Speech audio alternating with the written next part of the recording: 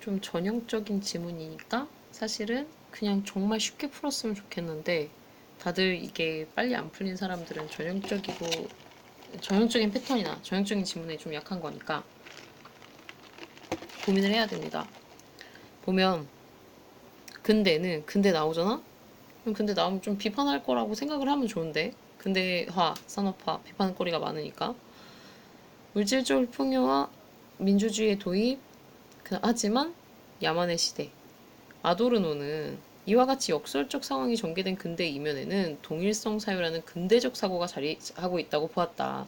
이거 아도르노 생각 얘기할 거고 근대가 되게 모순되고 역설적 상황이 전개됐던 시대라고 보는 거지. 동일성 사유란 우리 맨날 얘기하는 건데 합리적 이성을 통해 인간을 포함한 모든 대상에서 동일한 것, 즉 양쪽으로 계산 가능한 것만을 남겨두고 나머지는 모두 배제하는 사고를 말한다. 와, 양쪽으로 계산 가능한 거다. 이거 역사하면서도 얘기를 했어? 그러니까 뭔가 수치와 계량화라는 걸 중요하게 생각한다는 거고 합리적 이성을 통해 그러니까 합리적인 이성에 부합하지 않는 거는 배제를 해버리겠다는 거니까 되게 폭력적일 수도 있는 거야. 그래서 동일성 사유가 자연을 수적 분석할 수 있게끔 해줬고 1인 1표의 투표권이라는 뭔가 형식적 민주주의를 가져올 수 있었대. 그러나 각자의 개성이나 우연적 요소를 말살하는 결과를 초래했고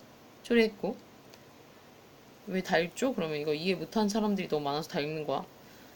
아도르노는 동일성 사유가 낳은 부정적 사례의 전형으로 상품 물신주의를 들었다. 어이? 뭐지? 방송사고. 상품 물신주의를 들었다. 이는 인간이 스스로 만든 상품과 그 교환 질서의 지배를 받는 사회적 현상을 말한다. 그러니까 개별 상품이 지닌 유용한 특질인 사용 가치를 무시하고 양적 척도에 의한 의존하는 교환 가치만을 중시하는 풍토는 인간조차 단지 일정한 양의 노동으로 취급되는 상품으로 전락시켜 교환 관계의 지배를 받게 했다. 근데 사실은 더 안 읽어도 돼. 왜냐면 이게 지금 정리해보자면 이게 지금 무슨 얘기하는 거냐면 그러니까 동일성 사유라는 합리적 사고가 근대의 야만성을 키웠다. 뭐 이런 얘기를 하는 거지. 아도르노의 주장인 거죠. 그냥 문제 풀러 갑시다. 근데 이렇게는 못 풀어요 하는 사람이 분명히 있을 거니까 빠르게 그러면 그 다음 문단에서 얘기하는 거 아도르노는 부정의 부정이 곧 긍정이라는 생각은 관념에서나 가능한 것이다 라고 지장하고 관념상에서만 이게 논리잖아요. 이게 이성의 영역이지 관념이. 그 다음에 여러 대상들에서 모순적인 것을 초월하는 동일성을 찾아 논리적으로 개념화하는 동일성 사유에는 근본적 문제가 있다. 이런데 그러니까 문장 구조를 조금 조심해야 되는 게 뭐냐면 모순적인 것을 초월하는 동일성을 찾아 논리적으로 개념화하는 동일성 사유. 그러니까 이게 동일성 사유가 하는 일인 거잖아. 아도르노가 하는 일이 아니고. 그러니까 이거 자체를 싫어한다고. 논리적 개념화도 싫고 모순적인 걸 초월하는 동일성을 찾는 것도 싫고 자 그래서 근대의 역설이 바로 여기서부터 나왔고 이걸 벗어나고 싶다면 부정의 변증법이 필요하다. 즉 뭐냐면 고유한 특질인 비동일성을 현실에서 찾아 중심에 둬라. 근데 우리 옛날에 이런 글 읽었는데 타자를 중심에 두라고 똑같은 얘기 또 하는데 그러니까 이게 배경 지식을 쌓으면 그걸로 이겨낼 수 있는 부분이 또 있다니까. 그 다음에 대표적인 전위예술인 다다이즘은 근대적 합리주의의 비판적 경향을 보였다. 여기 다다이즘 이꼴 아도르노라는 얘기인 거 아니야? 그러니까 합리주의는 별로야. 원근법에 기초를 둔 현실의 재현, 작품 구석의 형식적 완성도로 드러났는데 다다이즘 예술가들은 그러니까 아도르노의 예술가들인 거지. 합리성의 추구는 대상의 고유성을 무시하는 일종의 폭력이라고 보았다.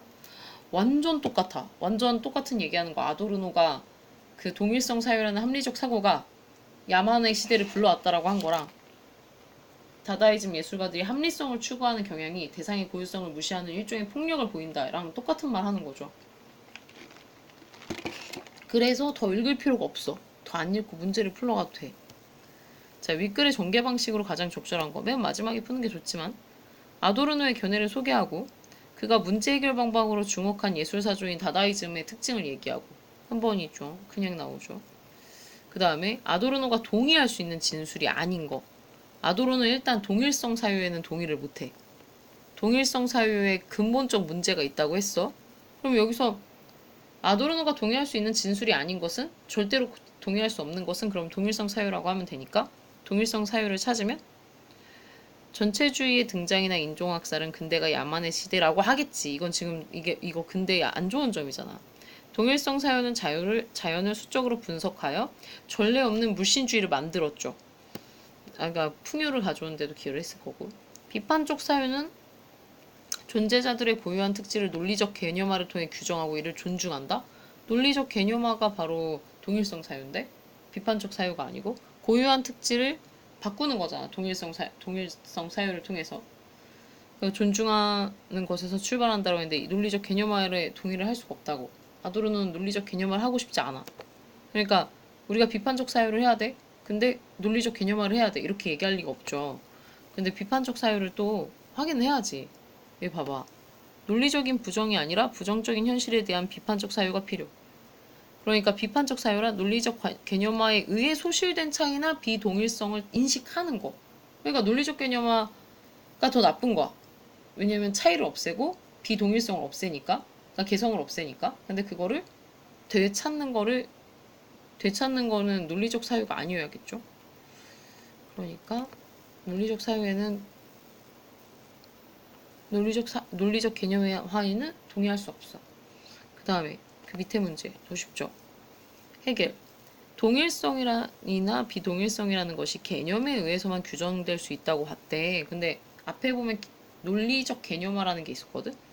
그러니까 이게 논리적 사고인 거잖아. 논리적 사유를 하겠다는 거잖아. 개념을 만들어야 되니까. 해겔하고 아도르노하고 또 정반대에 있는 사람들인 거지. 해겔은 아도르노와 달리 상품 물신주의가 긍정적인 측면, 그러니까 상품 물신주의 자체가 긍정적이라기보다는 어쩔 수 없는 측면이라고 보겠군. 라고 했을 때 원래 동일성 사유 지지하는 사람들이 상품 물신주의가 등장하는 걸 긍정적으로 접근하려고 한다고 했었어. 해겔은 아도르노와 달리 사회의 부정적 측면을 부정하는 것은 논리적 차원에서 이루어져야 한다고 보겠군. 아, 나 지금 뭐라고 했지 방금? 이거 미쳤다. 그러니까 상품 물신주의가 이거 자체가 긍정적 측면이라는 게 아니고 상품 물신주의가 나타나는 것도 이제 발전을 위해서 어쩔 수 없이 나타나는 부작용이라고 했던 거지. 그 다음에 부정적 측면을 부정하는 것은, 그러니까 부정의 부정을 통해 차이가 사라진 동일성을 파악하죠. 동일성을 파악하는 건 논리적 사유잖아. 그러니까 논리적 차원에서 동일성을 파악하려고 했겠지. 그래서 2번이죠. 그냥 주는 문제였고. 와, 진짜 감기약 진짜 세. 감기약 먹고 하고 있어서 더 정신을 못 잡는 듯. 미끌에 대한 이해를 적절하지 않은 거. 근데 메르츠바우 기둥이 다다이즘 사조잖아. 근데 다다이즘이 약간 차이를 존중하고 개성을 살리는 거잖아. 그럼 대상의 고유한 특질을, 그 자체를 있는 그대로 살리는 거잖아. 거대한 기둥으로 치환하여, 여기가 틀렸어. 거대한 기둥으로 치환한다라는 표현을 쓰게 되면 대상의 고유한 특질을 살리지 않고 기둥의 일부분을 만든다는 거잖아. 거대한 기둥이 되게끔. 그렇게 얘기하면 안 되고, 대상의 고유한 특질이 다 살았는데 그러니까 기둥을 만들려는 의도가 있는 게 아니죠. 왜 이러지? 다시 확인해볼게. 왜 이러죠?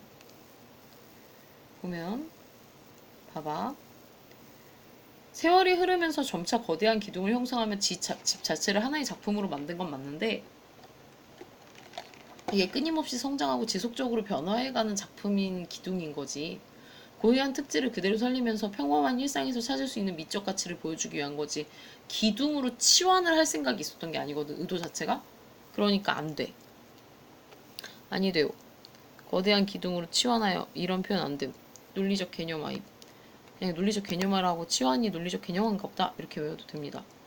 그 다음에 여기를 되게 많이 또 틀렸는데, 그냥 일상의 소리를 재현한다? 그럼 현실을 재현한다는데, 현실을 재현하는 거는 형식주의야. 다다이즘이 아니고.